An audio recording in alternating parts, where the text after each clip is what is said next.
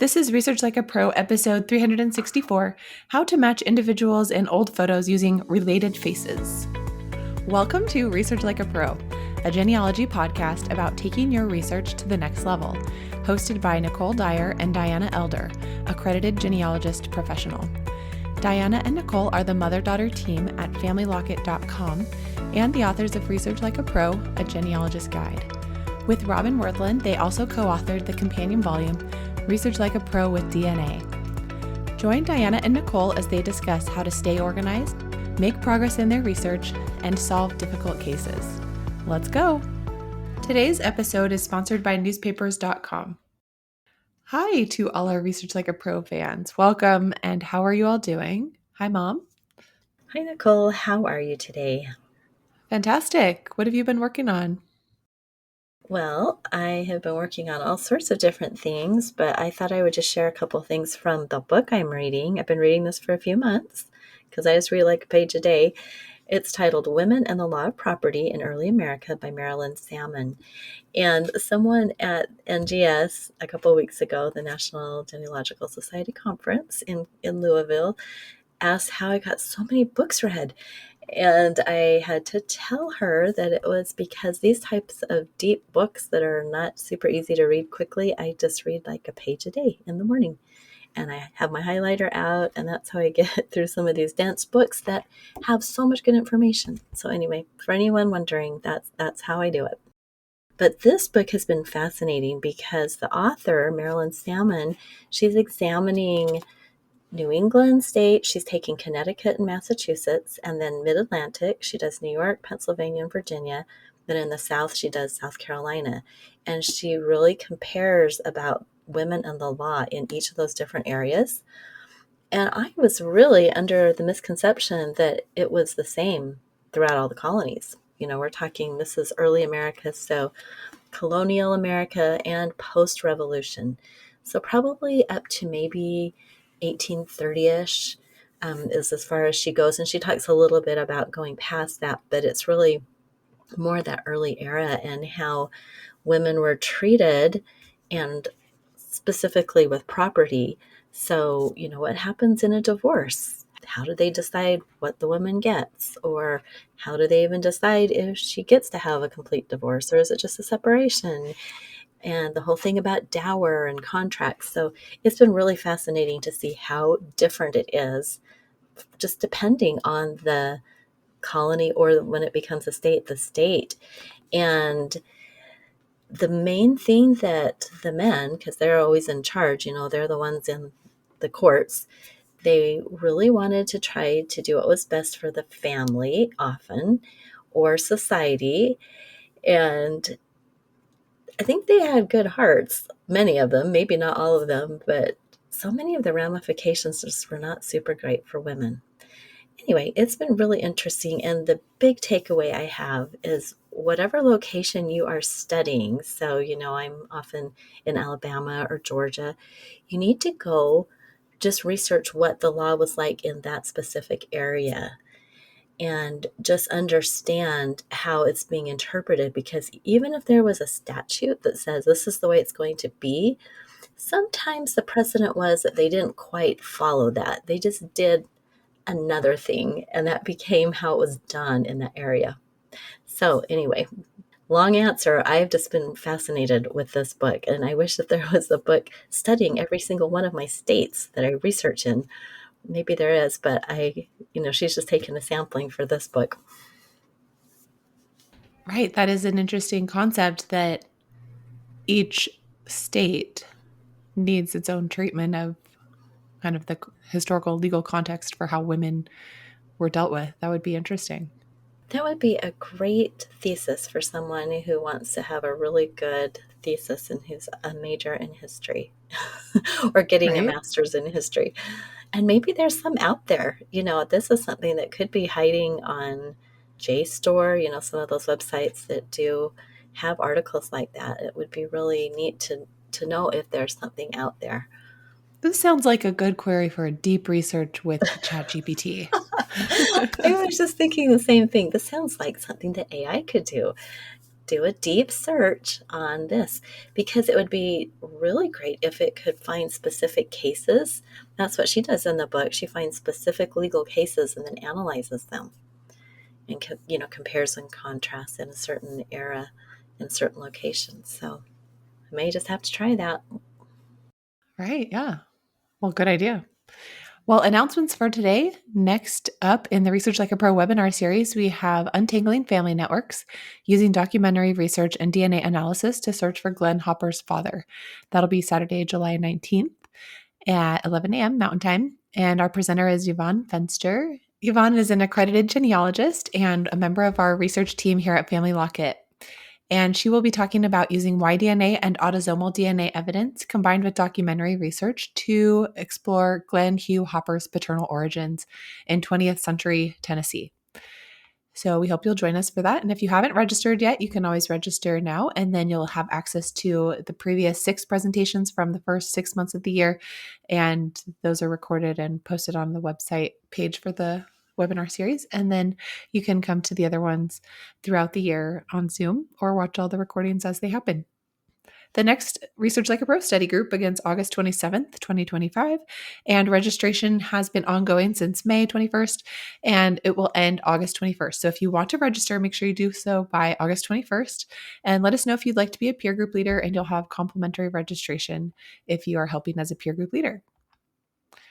And don't forget to sign up for our Monday newsletter. Well, today we are talking about related faces. Old family photos are great for telling our ancestors' stories.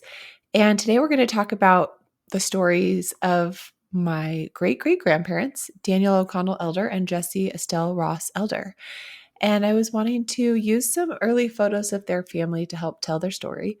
And one of their sons is my great-grandfather, Charles Rudolph Elder. He went by Charlie, and he had many siblings, but I only have a few photos showing them together. And there isn't a photo in my possession or one that I've seen that shows all of the siblings of Charlie at once. And so the main problem was that most people in the pictures I have weren't identified. Maybe 1 or 2 were identified. So I decided to try to figure out who all these siblings were. So first by reviewing a letter that I had, and then by testing an AI face recognition tool. We'll talk about that tool in a minute, but it's called Related Faces.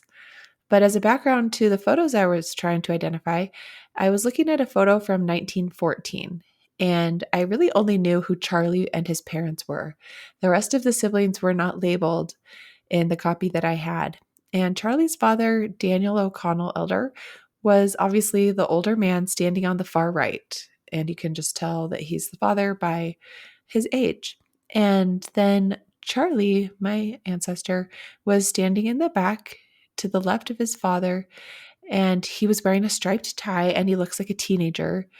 And I don't know his exact age there, but he kind of looks like he's in his teen years. The other person that was easy to identify was Charlie's mother, Jessie Estelle Ross Elder. She's sitting in the center with a young girl on her lap. And when I kind of counted the number of people in the photo and thought about Charlie's apparent age, I realized that not all the siblings were there, and they had a large family, and some of the older ones, I think, were not in the photo. So then I kind of guessed the year range for the photo that was taken between 1905 and 1920. That was just like a very safe, broad guess because of Charlie's age. Although I said the photo was from 1914, I'm not really sure, but I think it's definitely from 1905 to 1920. And so because of that big range, I wasn't really sure if the baby in the photo was the youngest of Charlie's siblings or one of his older sister's children. Elsie had her first child the same year that her mother, Jessie, had her last child. So that's something fun to think about, that mother and daughter were pregnant at the same time. Well, I tried hypothesizing that the photo was taken around the time when the youngest sibling was born, Mary Alice, and she was born in 1909. But the baby in the photo being held looked like a boy to me, and I couldn't get the ages of the other children to match up with the looks of the children in the photo. I did figure out that Elsie has to be the young woman at the top towards the left with the mature hairstyle and clothing. So she was born in 1889, and she was an older sister. Then there was the other young woman on the right, looked younger, and I figured she was probably Rose, who was born in 1899. And Rose kind of looked like she was about 12 to 14, so I kind of guessed the photo was taken in about 1913, which was after the youngest daughter's birth in 1909. The youngest daughter must have been the young girl on her mother's lap in the center, Mary Alice, but who was the young man to the left of Mary Alice, and who was the baby at the far left, and who was the young man holding the baby? So I was a little confused. But I remembered some correspondence I had with the daughter of Elsie after I found her as a DNA match to my grandfather, and I knew she sent me some photos and information. So I went to my paper files and I dug all of that out. And sure enough, a copy of this photo was in the envelope, and I had forgotten that. And although she didn't know everyone's identities, she knew who the missing people were. And it was her older brothers, Norman and Vernon. And these are the sons of Elsie. So there are some grandchildren in the picture, which I hadn't thought at first. So it includes Charlie, his siblings, and two of his nephews. So Vernon was Elsie's first son, and he was born the same year as Mary Alice Elder. He was standing to the left of Mary Alice and Jessie, and the young man holding the baby is still unknown, but is possibly Charlie's brother Ben. And Ben was holding his sister Elsie's second child, Norman. So using the notes from my cousin, the DNA match, using her notes and correlating it with the ages of the children, I was able to tag everyone in Family Search with confidence. And I had a few more photos of Charlie and his siblings that I hadn't identified. And these were not in my envelope of pictures that had been identified by my cousin. So that's when I decided to try using the face recognition tool called Related Faces. Wow, that's so interesting. And I think we all have that experience where we have a photo and we know the family, but we're just not sure about who all the different people are. And it's tricky when you have more than one generation there. Actually, you had 3 generations here. So I can see why that became a problem. Well, let's talk a little bit about Related Faces. Related Faces is an online service specifically designed for genealogists seeking to identify individuals within their photo collection, particularly those faces that are currently unknown. It operates using AI, artificial intelligence, specifically employing facial recognition technology to analyze uploaded images. Users upload their digitized photos to the platform's cloud storage, and then the AI will automatically detect and isolate faces, even when it's a group picture. And if you have someone you have identified, you can build profiles, and the system will create placeholders for unknown faces, preparing them for comparison and potential identification.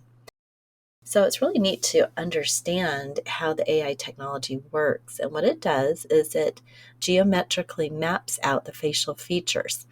So it's looking at things like the eyes, the nose, the mouth, and measuring the distances between them. And then it converts each face into a numerical signature, and it calculates resemblance numbers based on these signatures to show the likelihood of 2 faces being the same person, which users can review using comparison grids. So this AI-driven analysis combined with our own knowledge of the family can really help us to identify people that we did not know. And so there's some really neat key features that complements the core recognition technology, and that is the ability to store this in the cloud. There are tools for collaborating with other members of the family, and there's a cross-user matching capability that might link unidentified photos across different subscribers' accounts. Wow, this is just amazing. I have not used this yet, and this is making me want to try this out. So how much does this cost, and does it cost? Well, Access to Related Faces is a subscription model, and so you do get a 14-day free trial, and you can opt for a 6-month plan priced at $64.99, which is about $10.83 a month, or you can just go with an annual plan costing $99 for a year, and that gives you better value for ongoing use. So, I think it's one of those things where you have to think about how many pictures do you want to use with it, and what is it worth to you to be able to identify people. So this is something that you might want to check into. The founder of Related Faces is Tina Lafreniere, And she wrote a guest blog post for Family Locket back in 2022. And we will link to that in the show notes so you can go read about it. It's just really fun. There is a free trial because sometimes you just want to try it out before spending the money, and you can certainly do that. And you could even just have all of your photos queued up. So in 14 days, you could do as much work as possible. Yeah, that's what I decided to do. I did a free trial so that I could test it out on my elder family photos. And so for a few days, I uploaded my elder family photos to see if I could match those faces. Well, I'm thinking of a family photo we have that has always been puzzling to me. So I would love to do that with a few of the ones I am thinking of, because it just can bug you when you can't figure out who everybody is. And now let's have a word from our sponsor. Today's episode is sponsored by newspapers.com. Break down genealogy brick walls with a subscription to the largest online newspaper archive. Did you know newspapers.com has over 1 billion pages of digitized newspapers dating back to 1690? Their growing collection includes papers from the US, UK, Canada, Australia, and beyond. Discover birth and marriage announcements, obituaries, and everyday stories about your ancestors in seconds. Newspapers.com can help you fill in the gaps between vital records and reveal details about your ancestors' lives that you can't find anywhere else. Their easy-to-use search feature lets you filter your results by date, location, specific paper, and more. When you find something interesting, newspapers.com makes it a snap to share it with family and friends. You can even save it directly to your ancestry tree. Come explore 1 billion pages and make infinite discoveries today on newspapers.com. Use promo code FamilyLocket for a 20% discount on your subscription. Well, when I uploaded my elder pictures to Related Faces, I was really hoping that it would help me kind of finalize my tentative identifications of the people in the photo I had figured out earlier using the letter from my DNA match. The one that I wasn't really sure about was Ben, and he's the young man holding the baby, and I thought it could be him. That's what the cousin wrote on her copy that she sent me in the mail. He was born in 1892, but younger brother named George. They were only like a year or two apart. And so I thought it was like kind of just as likely that it was George or Ben since they were so close in age. And not all of the people were in the photo, so only one young man that looked old enough to be Ben or George was in the photo. So one was missing, but they were both still living at that time.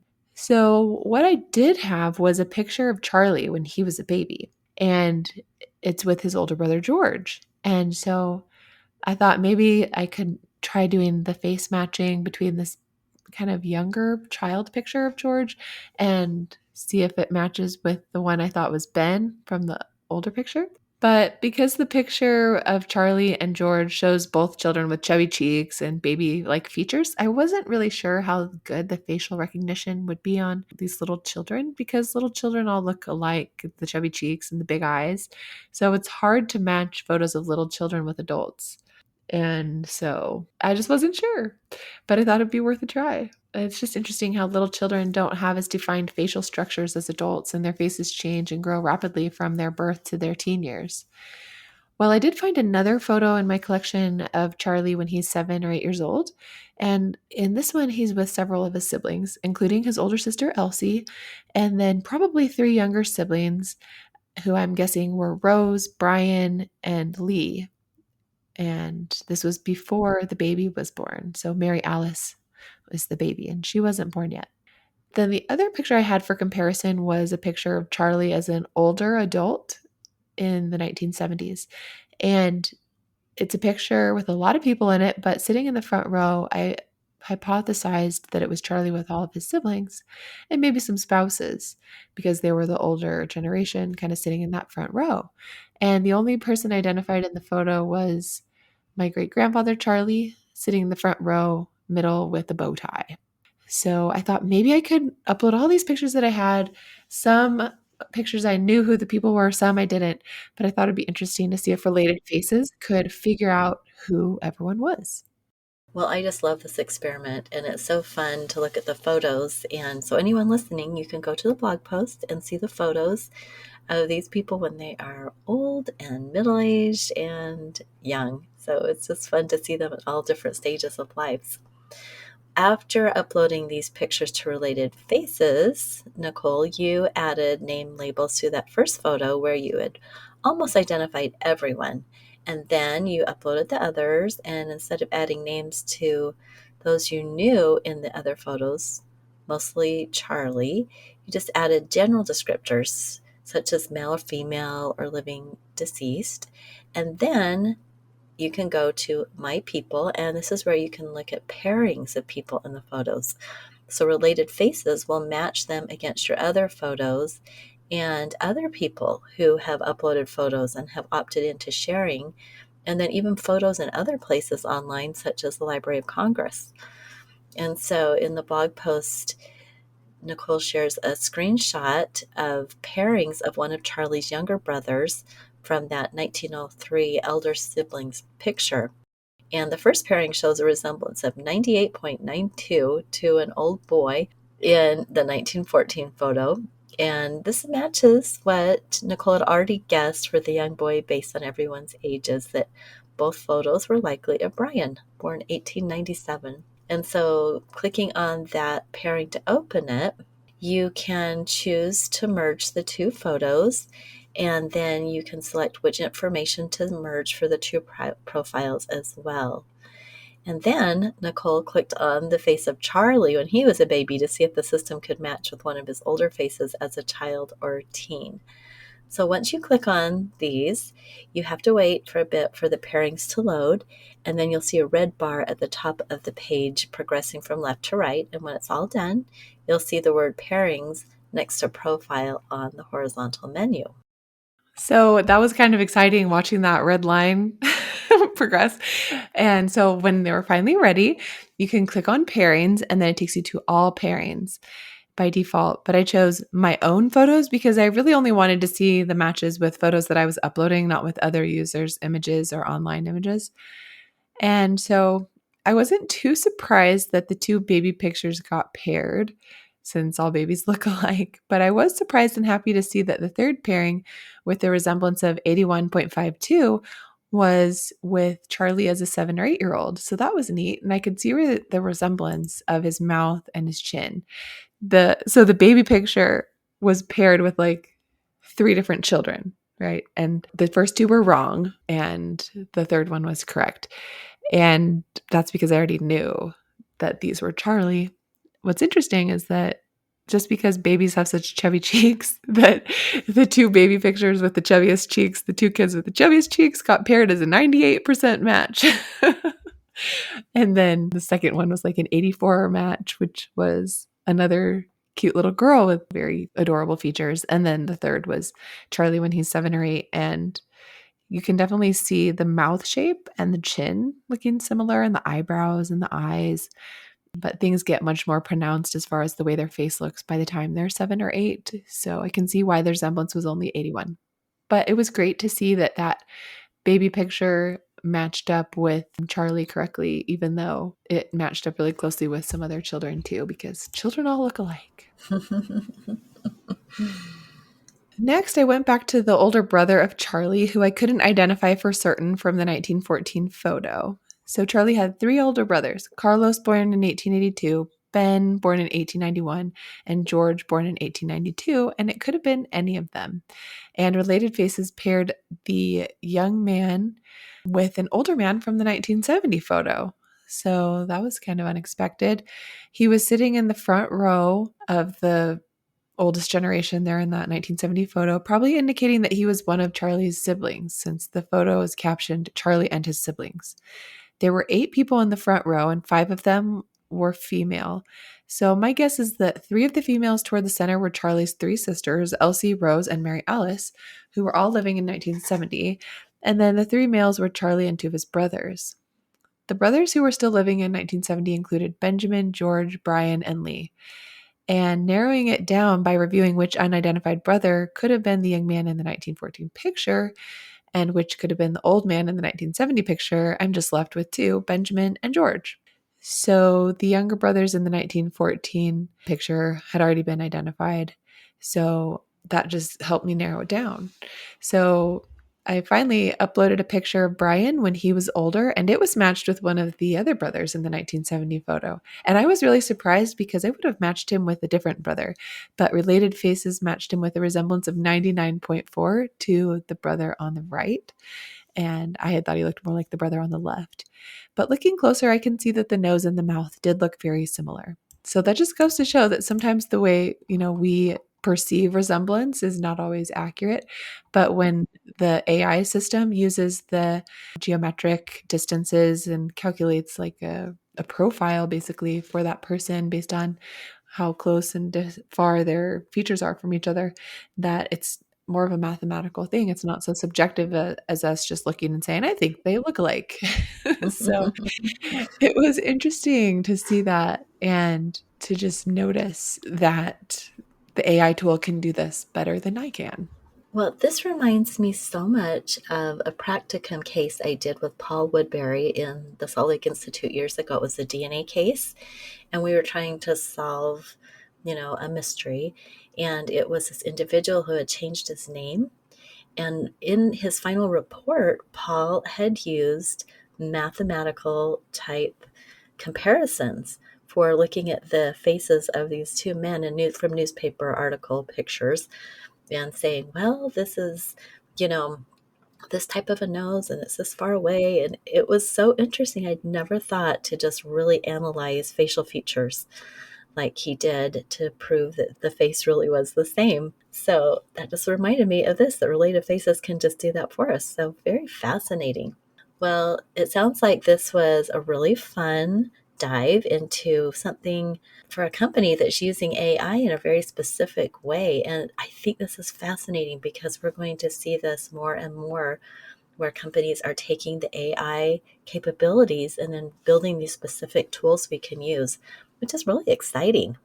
So it's so neat that you were able to connect images of Charlie all the way from being a baby to his childhood years, and then actually identify his brother Brian across photos that were taken decades apart, including that 1970 family gathering. So it's so fun. It was fun for me to look at that 1970 picture because Charlie was still alive when I married into the family, and I remember meeting him. He was, years older than that, but he was getting a little bit of dementia in his much later years, and he would go up to the picture of Dad and I on the wall, our engagement picture, and say, oh, that's such a handsome couple. So that is the memory that I have of him, because not too long after that, I think he passed away. But it's neat to look at those family pictures, and I can totally see a resemblance between Charlie as a baby or one of his brothers and one of my grandchildren, not one of your children, but another one of them. It's like, oh, that looks just like, this little guy in our family. So that's kind of fun to see the generations, the features coming through. So anyway, photos are great. They're such a great part of our family history. And it's neat that you did some work on teaching us about Related Faces so that anyone listening can go do a free trial and see if you can finally identify some of those people in your family albums. Right? That's such a fun idea to actually put in pictures of grandparents, parents, and children and have it just tell you how much they look alike to each other, because you already know that they're different people, but it still can tell you how much they resemble each other. Exactly. Well, and Family Search does that too, where you get to have it look through all the photos on your family tree that you've uploaded or someone else has and show the picture of who you're most closely related to. I mean, the face resemblance. And I think that changes depending on how you're wearing your hair sometimes or how old you are. I've had different grandmothers, great grandmothers show up for me, but it's fun. It is definitely fun. It is fun. I always look like a man, and so I'm So always paired with several of my male ancestors. I think that's because I look a lot like Charlie and my dad. So there that's you so have funny.